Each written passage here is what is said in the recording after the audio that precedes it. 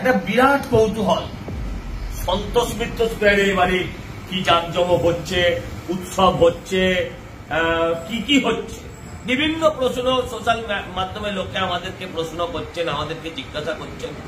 বিশেষ করে এই যে মুখ্যমন্ত্রী বললেন না, যে মুখ্যমন্ত্রী যেই বললেন পুজোয় ফিরে আসুন, উৎসবে ফিরে আসুন, সঙ্গে সঙ্গে বাংলার মানুষ, মানে এখন এমন অবস্থা হয়েছে মুখ্যমন্ত্রী, উনি যদি বলেন সূর্য পূর্ব দিকে ওঠে, মানুষ বলছে না পশ্চিম দিকে ওঠে।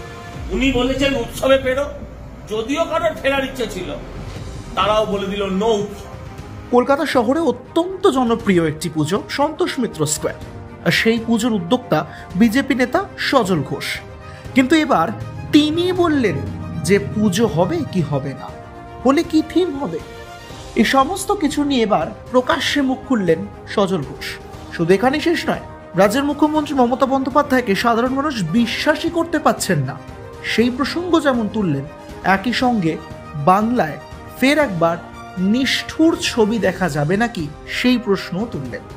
বহু মানুষ অর্থাৎ বহু মেয়েরা সিঁদুর হারা হবেন নাকি, এমন প্রসঙ্গ উঠল।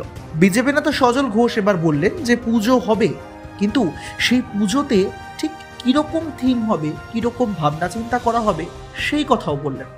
এবার স্বাভাবিকভাবে প্রশ্ন আসছে যে সন্তোষ মিত্র স্কোয়ারে উৎসব হবে কি, জাঁকজমক হবে কি।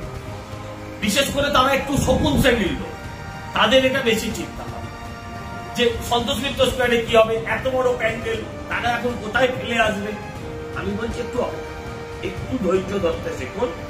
সবুরে মেয়া পড়লে আপনাদের মুখের মতন, মনের মতন সমস্ত উত্তর দেওয়া হবে, আপনারা একটু অপেক্ষা করুন। আগামী দিনে আরো বড়সড় বার্তা দেওয়া হবে সজল ঘোষের তরফে বলে সেটাও জানিয়ে দিলেন তার ভিডিও বার্তায়। কি বলেছেন সজল ঘোষ শোনাবো আপনাদের। উৎসব হবে, আবারও বলছি উৎসব হবে, প্রতিবাদের উৎসব, উৎসব হবে। সেটা হচ্ছে ন্যায় বিচারের উৎসব হবে, জাস্টিসের উৎসব হবে। আবার অনেকে বলেছেন সিঁদুর খেলা হবে। আসলে কিছু লোক চায় বোধহয় যে বাংলার মেয়েরা তারা সিঁদুর মুছে ফেলুক, হারিয়ে ফেলুক। সিঁদুর খেলা হবে, এটা আবার কেমন প্রশ্ন?